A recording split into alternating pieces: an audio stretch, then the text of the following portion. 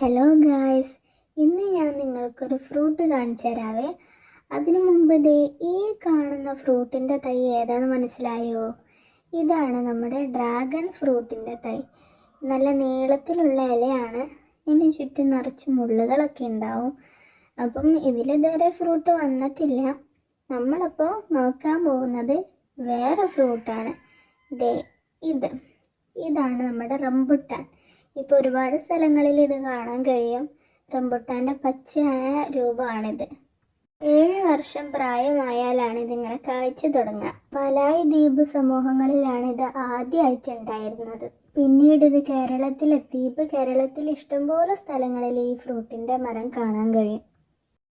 റംബൂട്ട് എന്ന മലായ് വാക്കിൽ നിന്നാണ് റംബൂട്ടാൻ എന്ന ഈ ഫ്രൂട്ടിന് പേര് വന്നത്.